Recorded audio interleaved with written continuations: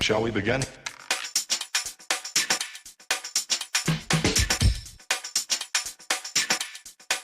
Let's begin now.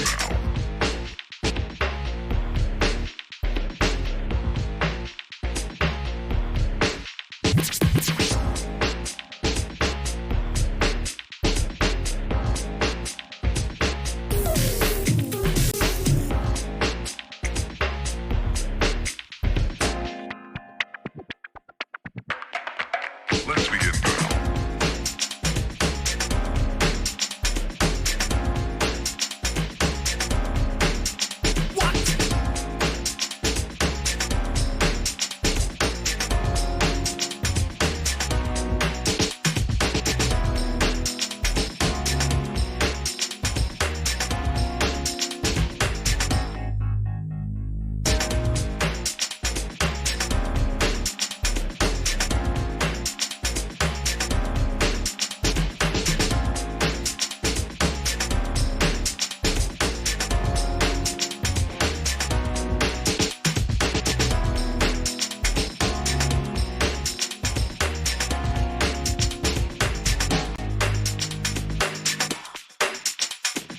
This is not a drill.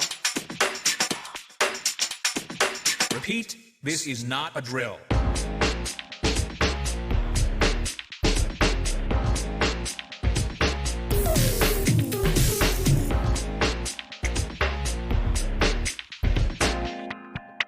Is that all you got? Let's begin now.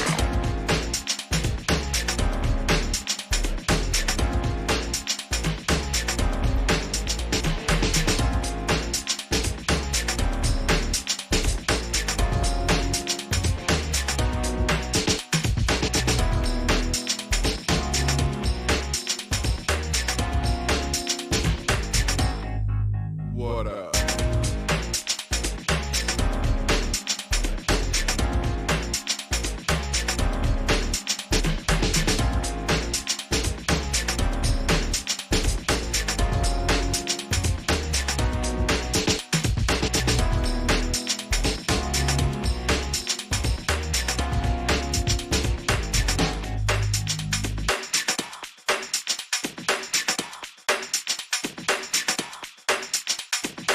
Oh, for sure.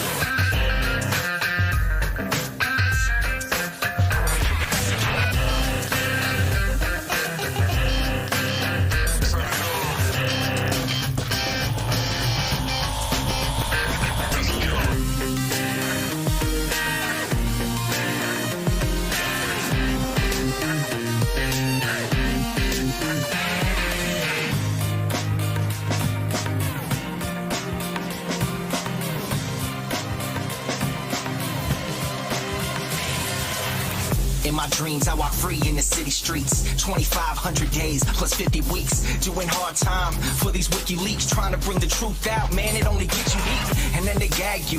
You don't get to speak. And when you get the leak, they try to hit the leak. The masters of the masses, they want this shit to street. That's why my middle finger's up to these sick elites. Playing on the regular. You keep the messenger. Free speech is the freedom of press. Take your deepest, darkest secrets, never leave them unsaid. If I'm a thief, then I'm a thief for the people you dread. The people of the red, while the blue you keep them in bed. Seeking the sheep, keep them asleep, deceiving the weak. Keep seeking the leech till you cease, and I see your defeat. Until I'm deceased underneath a freeze a red sheep. Become a dead man, then I hit the switch and release. When Goldman Sachs is your creditor. You keep the messenger.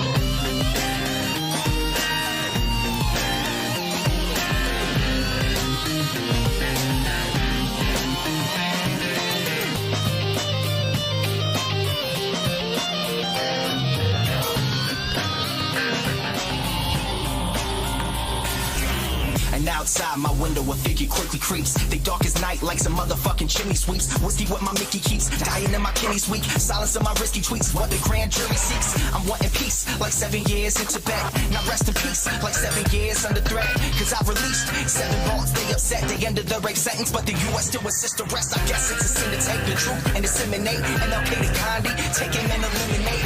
And I don't say I'm great. Just wanna say what's fake. But if they kill me, a million others will take my place. The CIA's post like a knife the sharpest. All hypocrisy, lies, and heartless. They want to stop me, my life, make my heart quit. Cause democracy dies in the darkness. Cause democracy dies in the darkness. You kill the messenger. You kill the messenger. Democracy dies in the darkness. Darkness.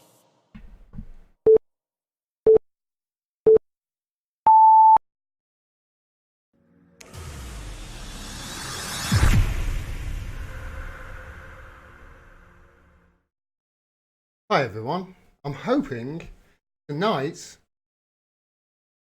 the colour will be a little bit better. I've had lots of people mention about the colour last week was terrible. Hi everybody in the chat, and it really was. I've tried to quickly fix it tonight. I haven't been, only came back yesterday from London. I'll tell you all about that in a second. Let me just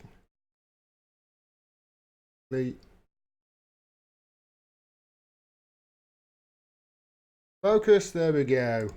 Now, isn't that better? You can see me clearly with the bags under the eyes and everything. I know, it's terrible. Okay, finally, I have the colour set. Hi everybody in the chat. So, hi Abdul, peace to you. Joe Hickey, Darren Alavi, Coop, hi everybody. Right, thank you for joining me tonight. So I got back from London yesterday because we went to watch Lee Camp at the Backyard Comedy Club live. Here we are. Here he is, and there were loads of people there. Loads and loads of people that I knew, loads of people that I knew from the Ecuadorian embassy outside there, supporting Julian Assange, and obviously there were many people. There was also people holding a Free Assange banner at the back of that audience. I haven't got the pic loaded in, otherwise I'd show it. And there were loads of people I knew there from there, and also patrons of this as well. Yeah, loads of familiar faces. The night, I gotta say, started off brilliantly. It started off with Eleanor Goldfield, who, if you don't know her, she has a YouTube channel called Act Out, and she came to the fore. But this isn't a very good picture. I didn't want to use the flash or anything on my phone because I was right by the stage. But yeah, she's got a YouTube channel called Act Out, and she was heavily involved in the Occupy movement. 4 or 5 years ago, or whatever that was now. And she did a couple of songs. My God, has she got a set of lungs on her? She can sing, that girl can, and she also did some spoken word, which my girlfriend Hitch said was just beautiful. But she said it was, and I met the great man himself, as you can see. He came on stage. He was on stage for about an hour. No, actually over an hour. Eleanor was on stage for about 25 minutes. And the whole show was about an hour and 45 minutes long. So it was a good hour and 20 minutes he was on stage for. And it was a good hour and 20 minutes of just seriously brilliant comedy. It went so quick. It really did. The whole, 75, 80 minutes, it flew by. And, well, it was 2 hours almost, the show was. It absolutely flew, which is always a good bar of whether a show is great or not. His comedy was fantastic. I'm not kidding you. I told Hitch, it really did inspire me to try and start really thinking about what I say and add some of his perspectives and some perspectives that I have of British comedy and implement that over here and try and look at things in from the hypocrisy angle and make fun of it. And it's certainly something that I'm going to try and do, because let's face it, this can send you crazy. It can send you nuts. So we've got to try and find the humour wherever we can. I'm not going to butcher any of his jokes. You go and see the show. If you want to, honestly, so I'm not going to butcher any of his jokes. What I will say is this. I too have pointed out the hypocrisy of how for 3 years, right now, the hypocrisy of how right now the media are pointing to anybody who was asking questions of Jeffrey Epstein's supposed suicide and saying, oh, conspiracy theorist. But those same people for 3 years have been saying, Russia put Donald Trump in the White House. They could kill the power in Fargo. I won't butcher any of his jokes. It was seriously great. Lee Camp, Ella Goldfield live, highly recommended. I highly recommend going to a live show of theirs if ever they are in your area. It's a top quality night out with great company. Great friends there that I saw as well. And then we went home and made Chinese food. Made our own Chinese food. Honestly, I am never going to buy another Chinese takeaway. I really am not. It was great to meet him. I'm not going to buy Chinese takeaway anymore. I'm just not, because when you cook it, it's so much better. This collar's all messed up. Annoying me in the videos now. Right. Okay, let's get into the first story. This is really cool, by the way. Wait, look at this. How cool is that?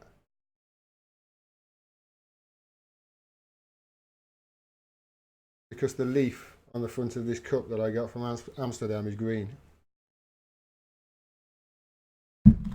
It's great, isn't it? Right, so hi everybody. Hi everyone. Take a look at this.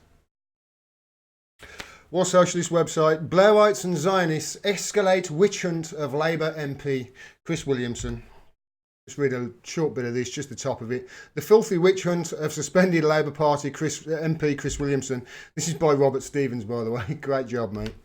The filthy witch hunt, I love the way he started it, of suspended Labour Party MP Chris Williamson by the Blairite right-wing and Zionist forces being escalated with basic democratic rights under threat. Over the weekend, the Labour Party-run Manchester City Council agreed to pull the power supply to prevent Williamson from speaking at a March for Democracy rally as part of the 200th anniversary commemorations of the Peterloo massacre taking place in.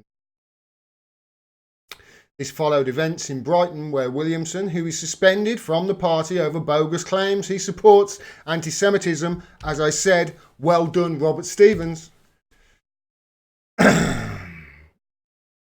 was barred from speaking at 3 indoor venues. Indeed, I saw one video. He was basically on a hill somewhere, and the only video I could hear was just the wind blowing. Like, seriously, that's what he's resorted to? Speaking on a hill somewhere in Brighton? with the wind blowing. And the only recording I could... Last year, Williamson described the Blairites' attacks on Labour leader Jeremy Corbyn over his handling of anti-Semitism allegations in the party as, quote, proxy wars and bullshit. He correctly stated, many people in the Jewish community are appalled by what they see as weaponisation of anti-Semitism for political ends. Which is something I've pointed to time and time again. These bogus claims of anti-Semitism and these smears of anybody just because you don't like the fact that they are anti-war or pro-Palestine or critical of Israel or whatever you don't like. These bogus claims, they do genuine claims of anti-Semitism, of which they are no service whatsoever.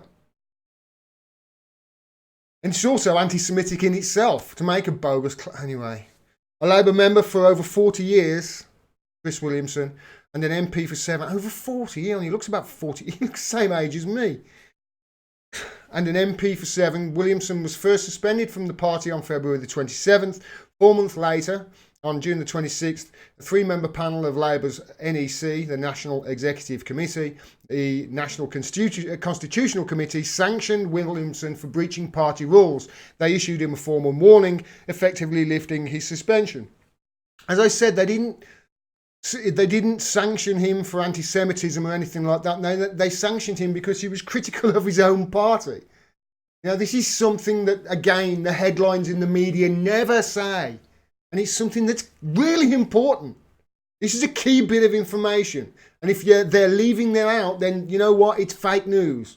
And they're probably charging you £154 a year for the privilege. Sanctioned Williamson for breaching party rules. They issued him a formal warning, effectively lifting his suspension.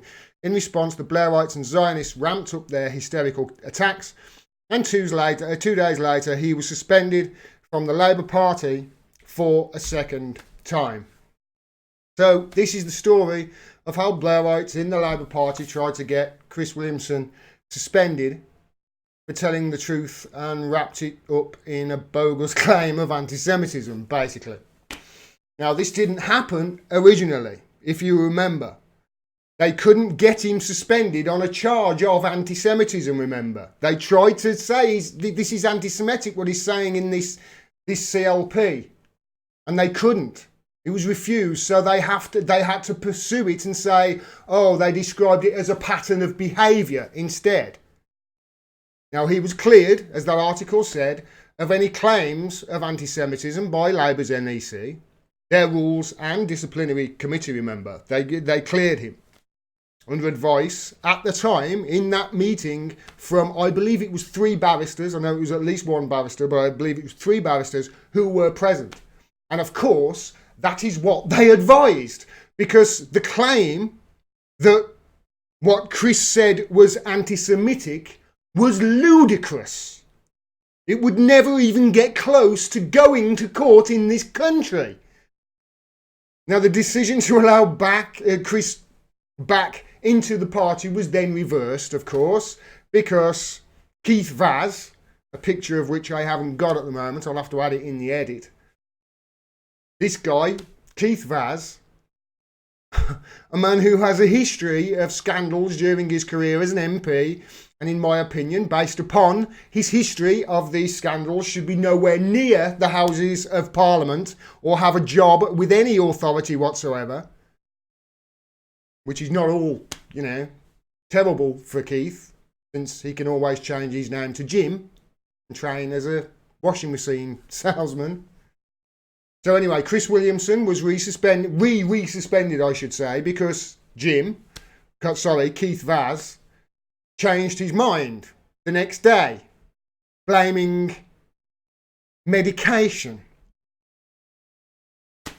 Honestly, this is one of the excuses he made, that he was on medication and he had to go to the hospital. And he was too confusing. And he had to change his mind. Come on! Who are you kidding? Not only did this, of course, leave Chris Williamson re-suspended, but it left people like me in this country who can see the facts as I have laid them out to you for what they are, it left people like me, let's face it, apoplectic with rage. Since the pattern of behaviour that Chris has now been re-suspended for seems to be telling the truth, holding power accountable, and doing his damn job miles better than any of the sorry excuse for politicians there are in Westminster right now. And now, to top all this off, not only has he been suspended for a bogus claim, found innocent of it, and then re-suspended because a Labour MP, Keith Vaz, Jim, God. In the face of all this, let's face it, Chris has faced a torrent of newspaper headlines basically calling him a racist. Run by a Mockingbird media who are basically, let's face it, the establishment's PR company right now, smearing a man as a racist, as an anti-Semite, which have been repeated then, obviously these smears, uncritically by MPs and all sides of the aisle, and obviously all the hangers-on and the blue check marks on Twitter. From what I can see, during all this, the guy has had zero, at least public, support from the Labour Party hierarchy during this. And he's even now, well, there is even, I don't know whether he started this actually, I've got to be honest, but there is obviously a campaign to raise £75,000 for him so he can sue, can't believe this, the Labour Party, of which he has been a member of and a tireless activist for, and now brilliant MP in my opinion, for 7 years. He's having to sue his own party because of their handling, their atrocious handling of this entire ordeal. And now, to top it all off, after all that as well, Manchester Council, run by his own party, his own Labour Party, threatened to pull the plug on a power supply to prevent him speaking. I can't understand why the Labour Party has such a bad rap. Can you? If you're a Labour Party member and you've said nothing about this to your CLP or whatever, and you're not raising hell about this right now, shame on you. I'm not a Labour Party member, I am. And if you're a Labour MP, then quadruple shame on you, 10 times shame on you. If you haven't said anything in support of Chris Williamson, of which I publicly, I can't see any, let's face it. Every one of them, including supposed progressives in the party, shame on you. Shame on all of you. Because none of them have said a thing in public defence of this bullshit claim. All of them, instead of calling this for what it is, instead of giving people the facts as I have in this video, yes, everything I've said in this video is fact. If it's not, please let me know. I'll retract it if you can prove it. It's not. Everything I've said is fact. Instead of answering these bogus allegations with facts, they've been silent in his defence. We should be hearing them screaming from the rooftops in solidarity with this guy right now. Shouldn't we? But instead we hear crickets.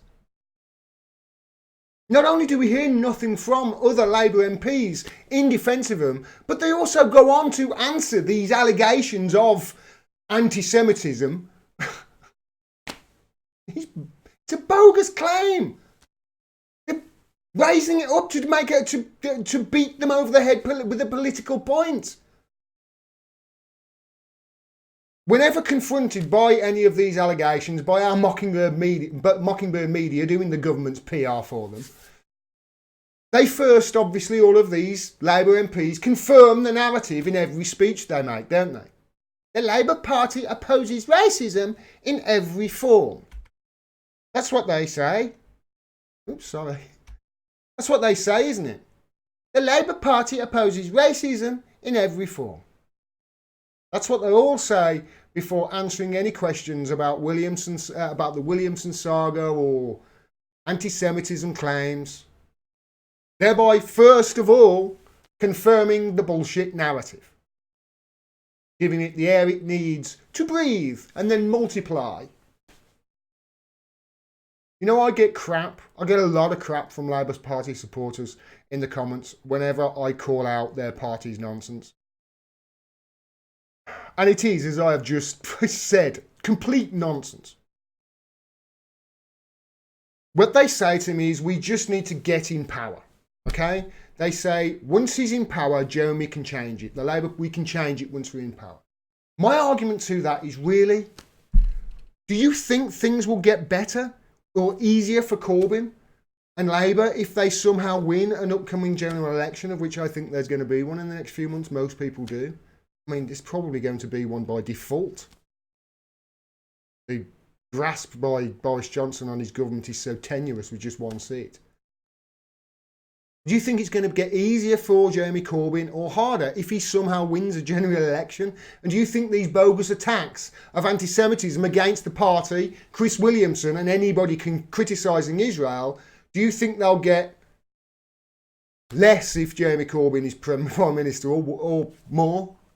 Do you think they'll subside, or do you think the Labour Party hierarchy have publicly been silent on this? They've capitulated to the establishment and this fake anti-Semitism smear while they're in opposition, remember? While they're in opposition. What do you think, what makes anybody think that they will suddenly grow a spine in government and fight back against it? Sad, it really is. So disappointing. We need a revolution in this country, we really do. The ruling class have hijacked our democracy to such an extent that the one MP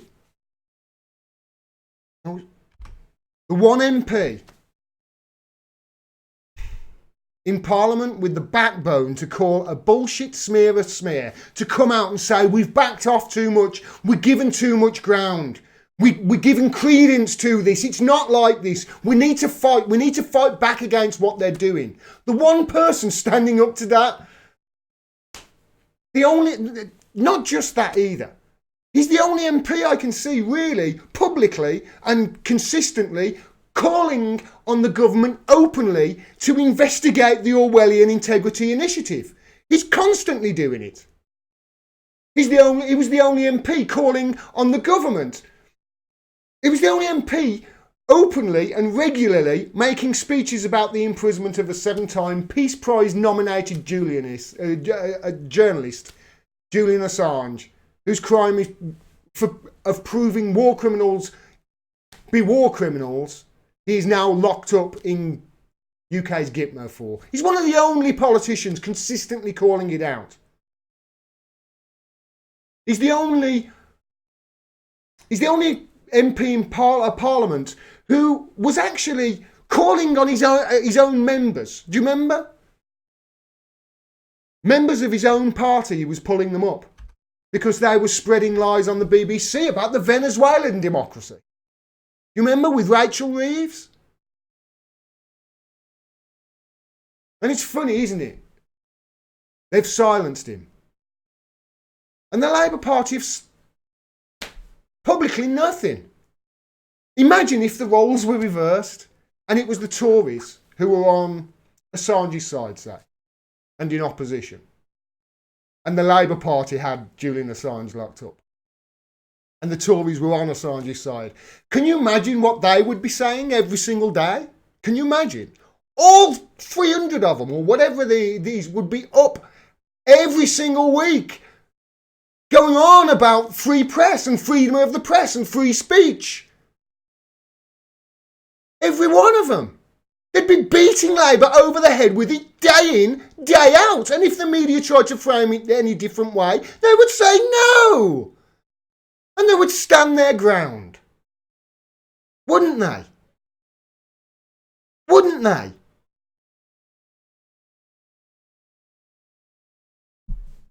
He's the only MP routinely standing up for what is right and highlighting these criminal acts by our government. And he has been suspended by his own party over a baseless accusation, found innocent, unsuspended, then resuspended because Jim the washing machine salesman took some dodgy medicine and changed his mind. And he's now being gagged and silenced from speaking at events up and down the country. What kind of democracy is that? Labour?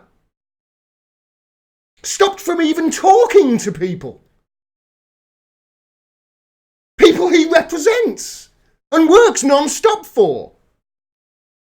Stopped from telling them what the truth actually is. Is that what Labour stands for now? Does Jeremy Corbyn condone this? Or does he oppose it? I don't know. He's been so silent. Look at the Assange issue. Like I say, if the roles were reversed, the Tories would be beating Jeremy Corbyn over the head with it every single day. All of them. They'd line up to have turns to bash them over the head. They would actually be morally on the right side for once. And what's he doing? Got Diane Abbott to stand up in the Houses of Parliament, one of Labour's worst speakers. I'm sorry, she is. One of Labour's worst speakers, as great as she is. By the way, she's great. I wish more politicians had her moral compass. But they had her stand up and make a speech in defence of Julian Assange when there was, I think, about 4 people sitting behind her on Labour. 4! Something like that. It was ridiculous. There was hardly anybody there. And then they've made one tweet and that's it. Hardly anything since.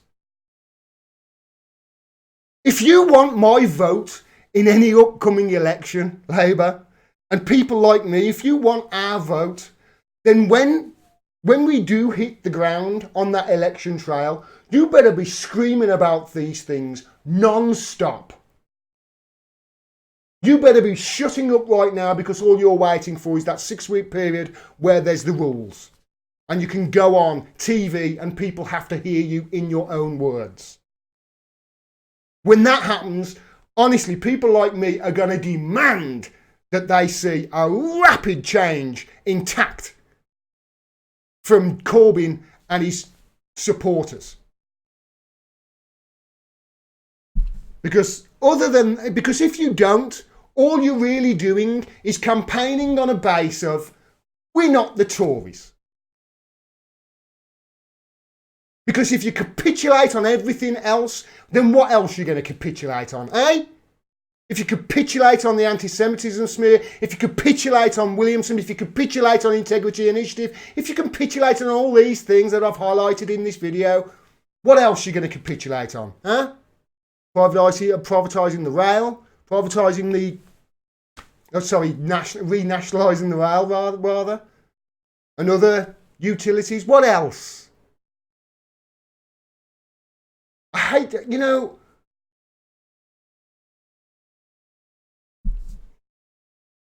Start fighting this fake anti-Semitism smear instead of fueling it by repeating the opposition's narrative every time you open your mouths. Stand up for the Fourth Estate. Stand up for Julian Assange every goddamn day in unison. Get on the same page. And for crying out loud, stand up for Chris Williamson. He's the best of you.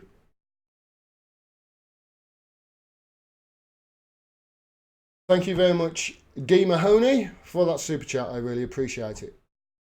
Thanks very much.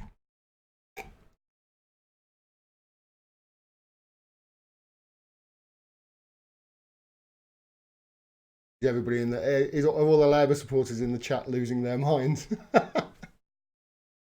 Whenever I criticise the Labour Party, people, oh God, this is really cool, isn't it? Whenever I criticise the Labour Party, people just, they really don't like it.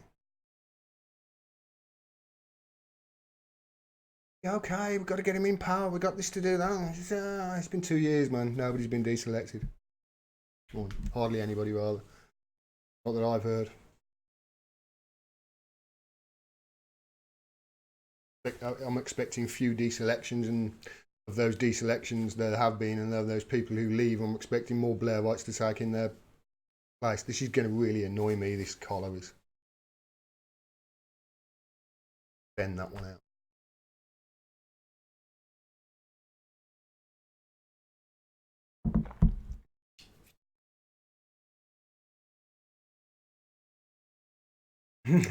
Just joined the chat, so not sure what was said, but sounds comparative to Hillary Clinton winning on a platform of I'm not Trump and nothing else.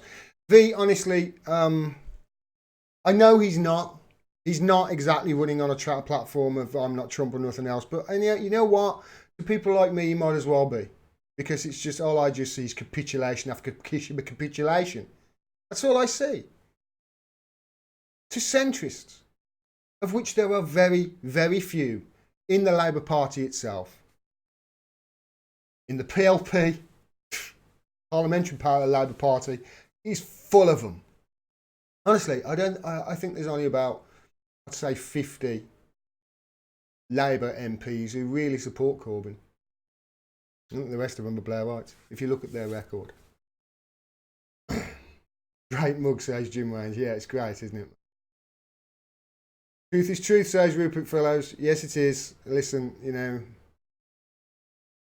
I'll just report it, whether it's, I'll report what I think, whether people think I'm taking sides or not. I'm not going to say, I might take sides, but I'm still going to call things as they are. Yeah, right.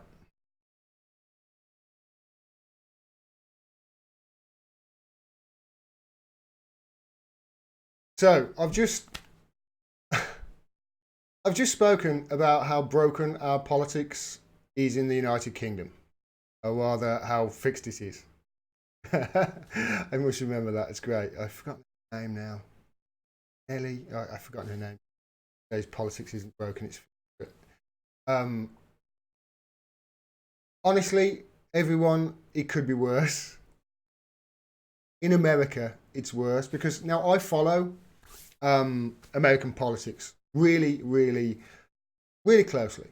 I know a lot about it. I've been following about it closely for a long time. If you have been a subscriber to this channel, you will probably know this because I started my channel for the first 6 months. I spoke predominantly about American politics just because I was trying to, figure out the geopolitical system as it was. American politics is so interesting. Our leader at the time said that the most naughty thing that she did as a child was run through a farmer's field of wheat. I seem to remember.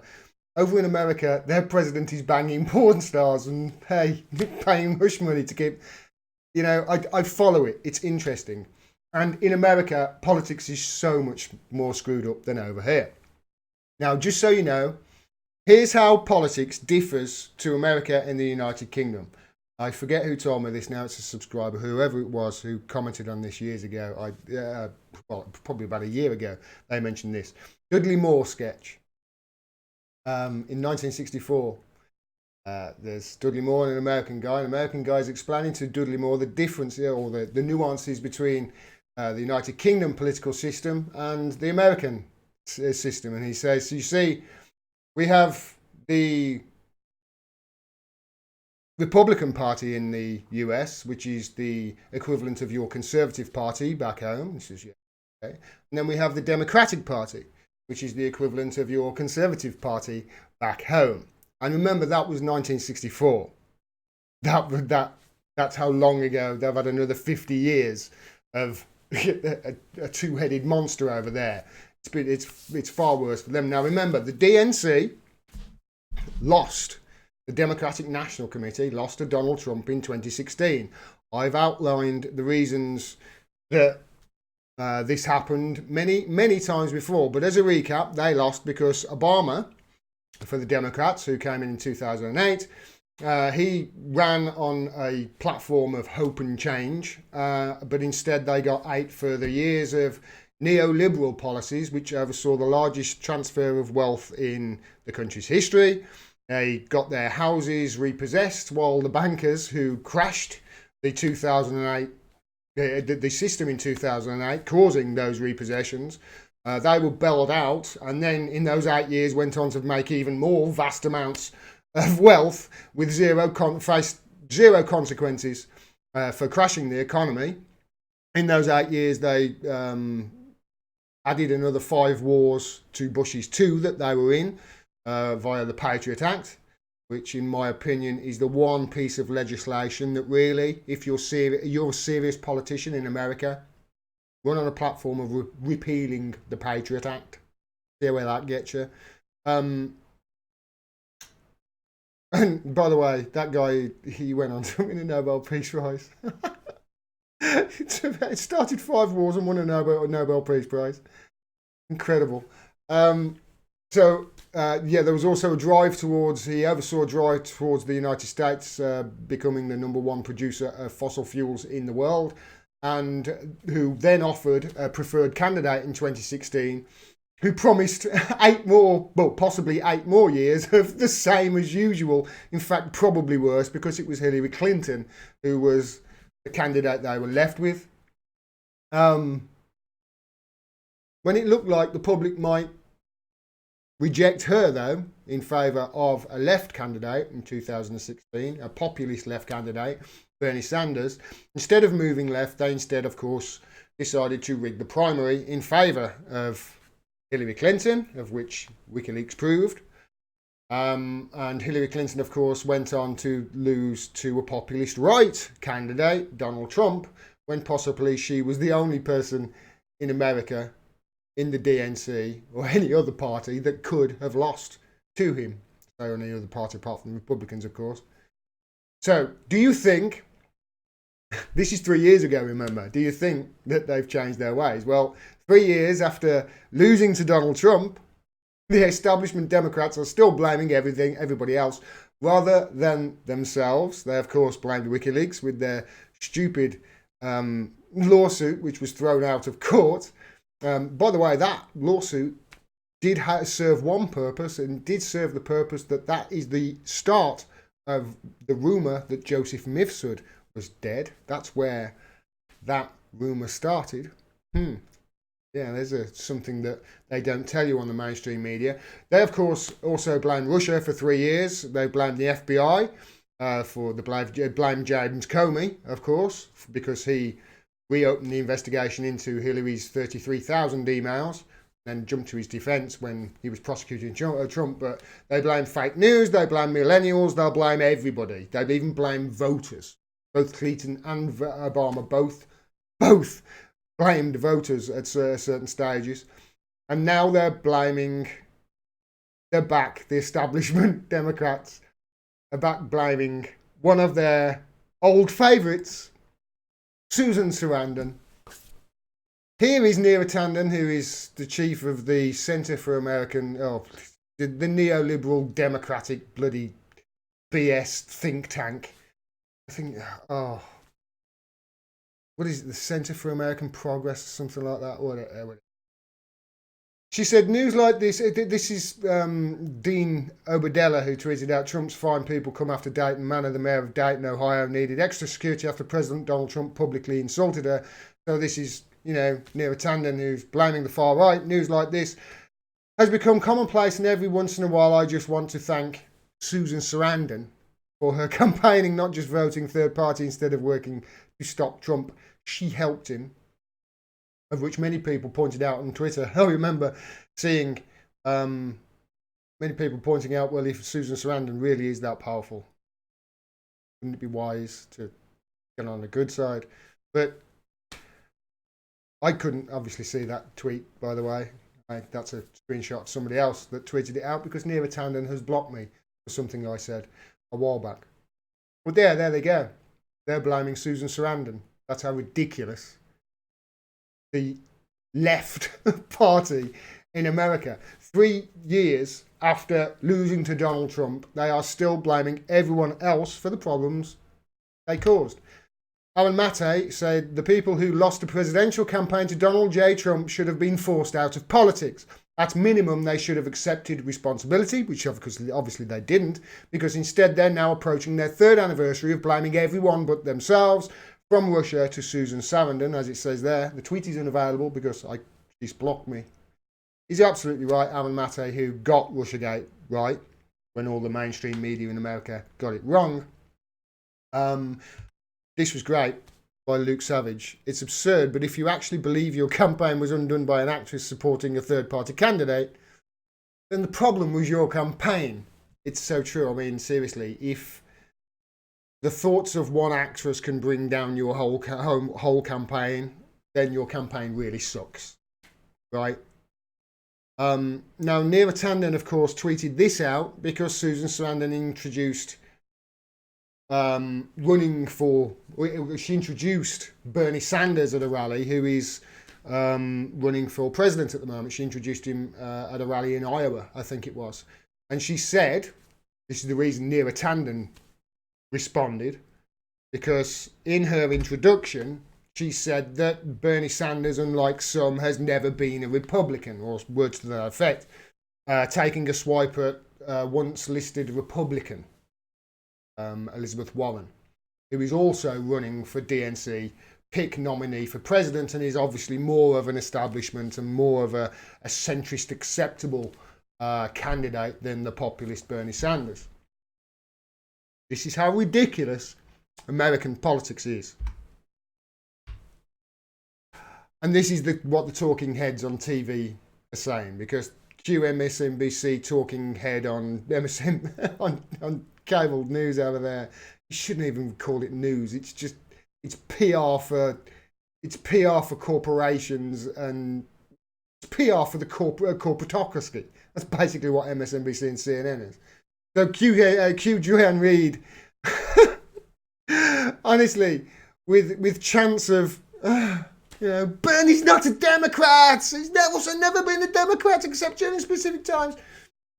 They're jumping to the defence of Elizabeth Warren again. That woman, Joanne Reid, has an actual job on TV, getting paid lots and lots of money in America. A woman who honestly blamed time-travelling Russian hackers for homophobic posts she made about a decade ago on her blog. I remember them saying this sort of crap in Facebook groups over and over and over and over and over in 2016. And they're still using it as a shield now, 3 years later. The only defence they have is to just shout, Bernie's not a Democrat, smear Bernie and Tulsi, the leftist candidates in the race, and cheat. Which, of course, is exactly what they are doing all over again. By setting... You're still setting the menu there, aren't you, Donna Brazil? You remember her saying that? We're still setting the menu, I think she said. Yeah. Certainly pick the polls that count, didn't you? Like I said, however bad things are in the UK, thank your lucky stars that we're not in as bad a state as the United States, and do everything you possibly can to stop all that I have just described to you, this nonsense of America becoming our fate too. Because the more I look at the way politics is gearing up in this country, the more I can see our election being framed in a way that mirrors what is happening in the United States right now. And that is what awaits us if we don't fight back against it. Wow. Debbie Wasserman Schultz blocked me too, says Jeffrey Long. Well done, mate. Well done. If you've been blocked by Debbie Wasserman Schultz, then, mate, you're doing the Lord's work.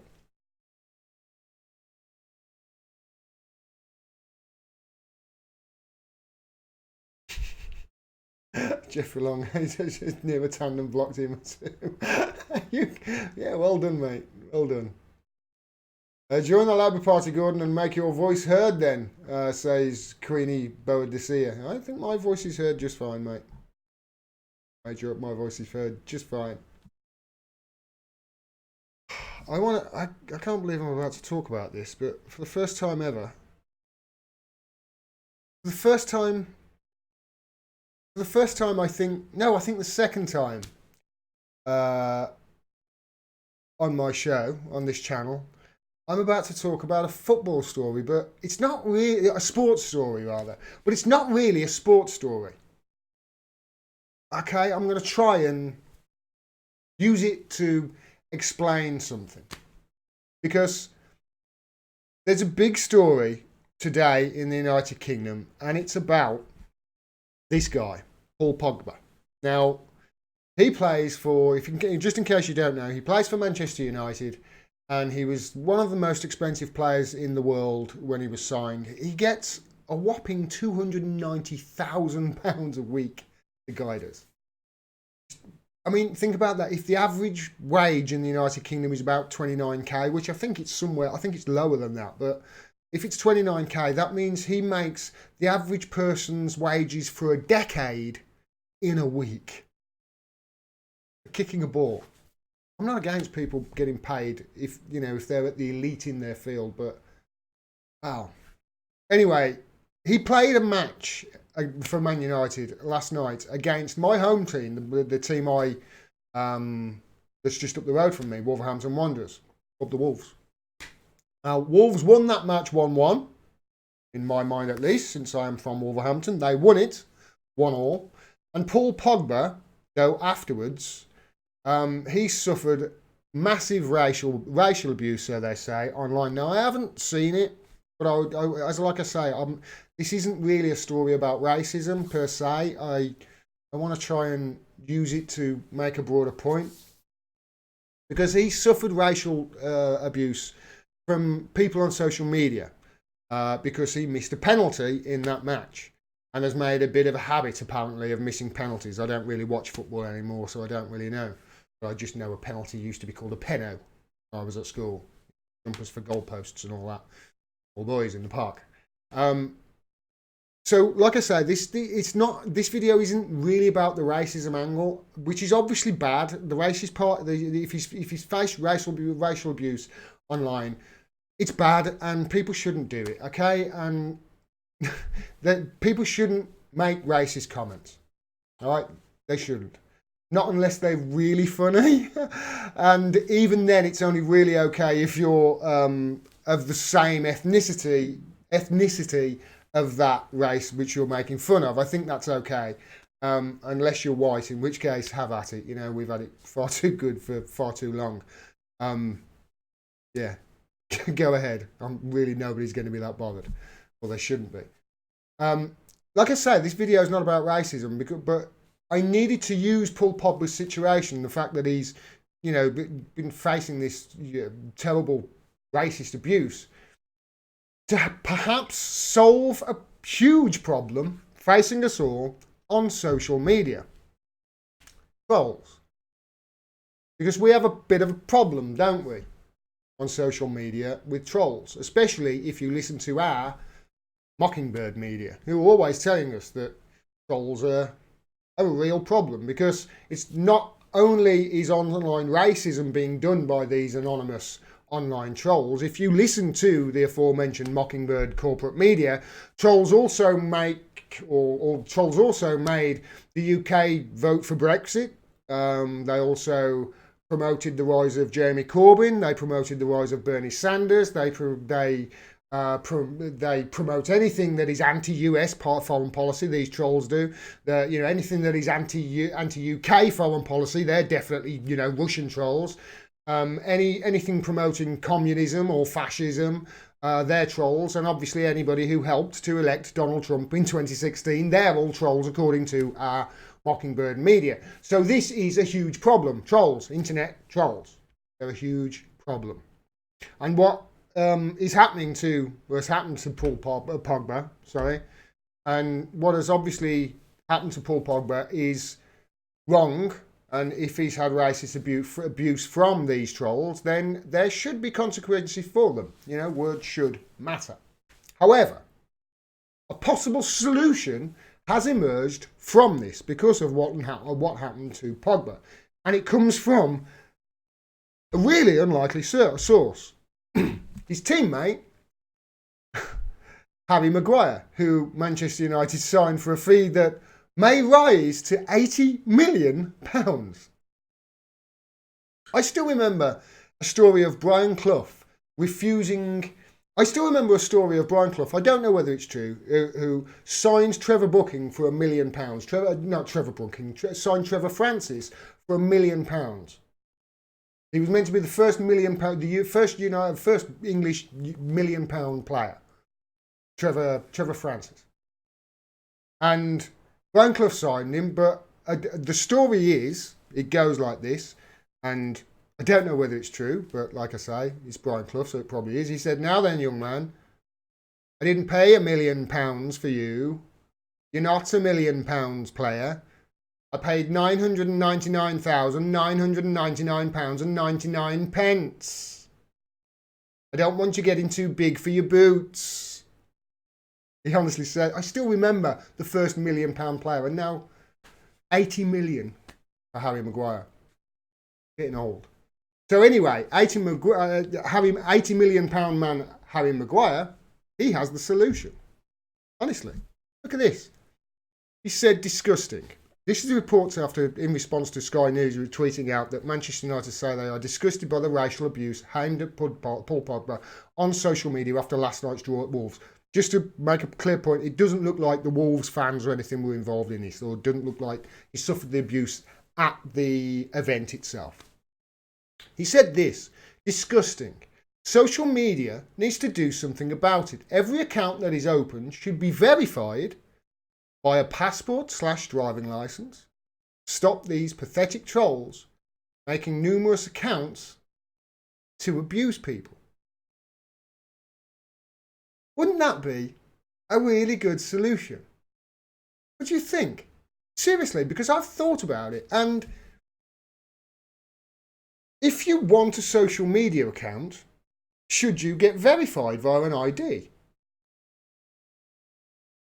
It would certainly solve a lot of problems, wouldn't it? Not just the racist, people being racist or trolls. Because if that happens and people has to get verified via ID, then if somebody does break the rules, if somebody is racist, if somebody does engage in abusive behaviour online that is deemed harmful, they can then face legal proceedings for it. Now, it's already like that, but like I say, people can be anonymous. Trolls, I used to have an army of bots on Facebook. They were never trolls, they were there for internet marketing purposes, which is another thing that, spam. It would certainly stop spam from internet marketers using these fake accounts, wouldn't it? Think about it. And if somebody did just a little bit naughty, or something just a little bit stupid, or was a little bit naughty, or was a troll, and they weren't going to be facing legal proceedings for being abusive or racist or anything like that, they could then at least face an open disciplinary proceeding where a possible punishment, and I'm just spitballing here, but possible punishment is that they are suspended from their social media platform or social media platforms and have their check marks removed, which they get when they give their Twitter or I've used Twitter here, but Facebook, Google, any platform.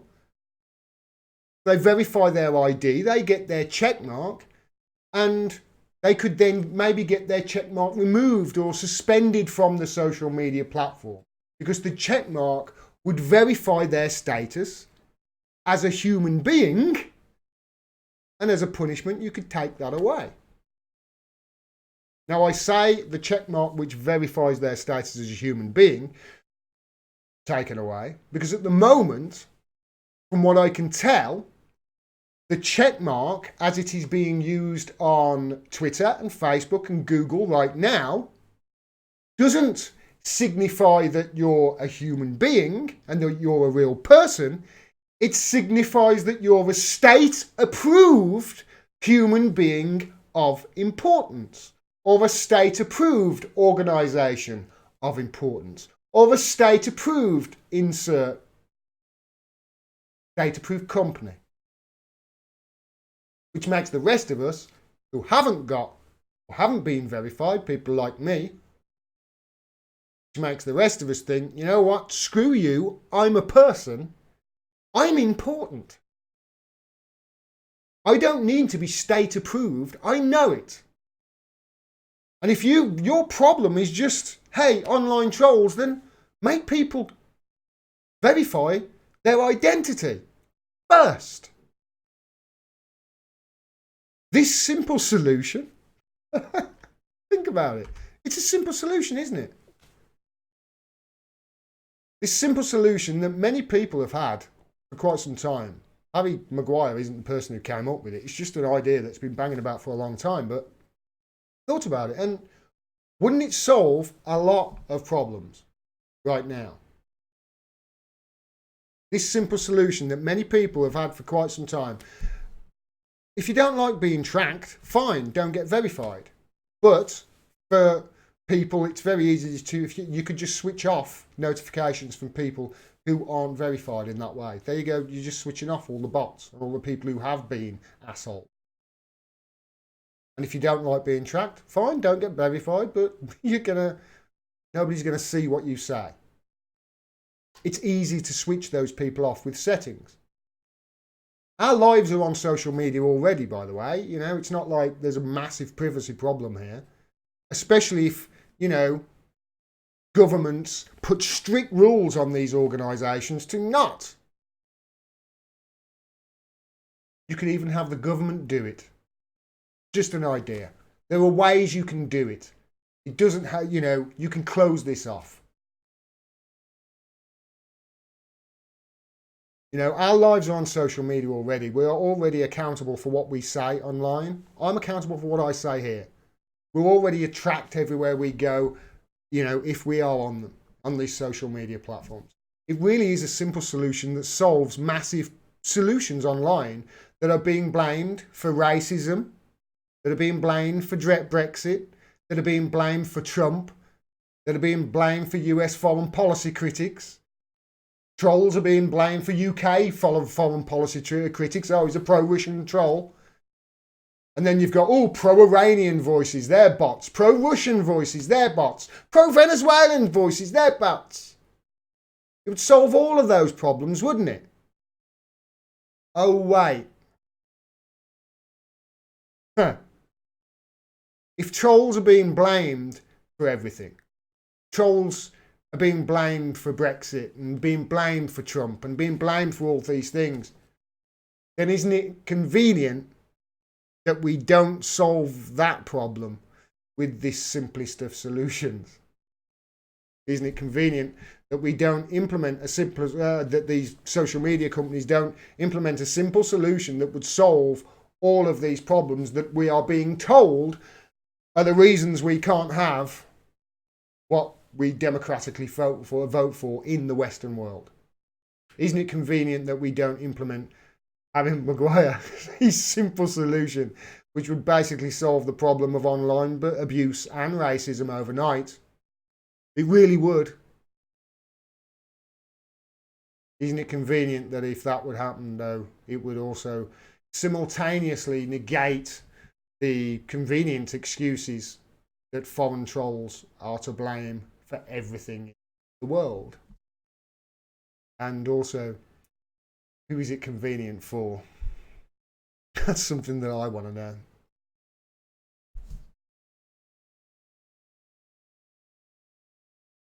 I think that's it, by everybody. Make sure I didn't miss any super chats. Then I am done for the evening.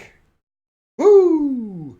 I want to know what you think about that last thing, because I know a lot of people immediately you jump out and think, that's a, you know, privacy issue, surely, but it can be done. Come on.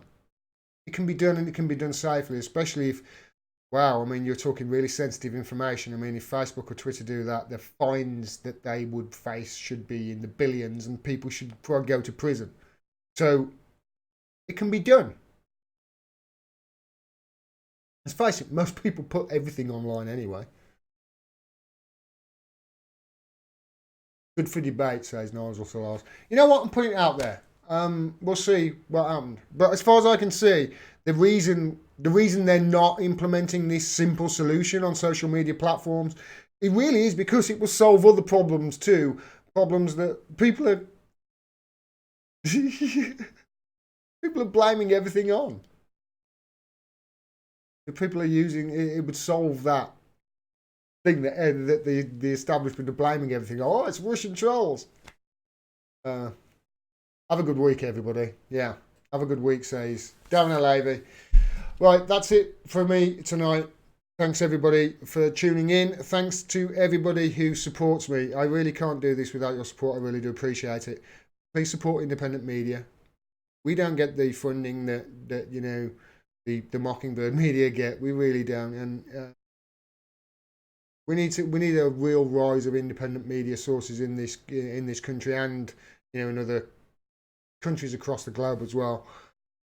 Because at the moment they really just are governmental PR. The ones we've got are certainly the corporate involved ones, and they are highly funded. So thanks very much to everybody.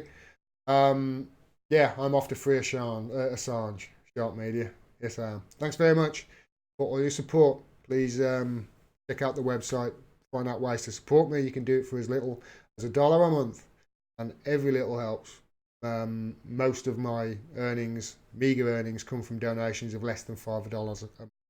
So yeah, click through to the website to find out ways you can support me and support independent media. Thanks very much, everybody. Peace. Take care. Love you all.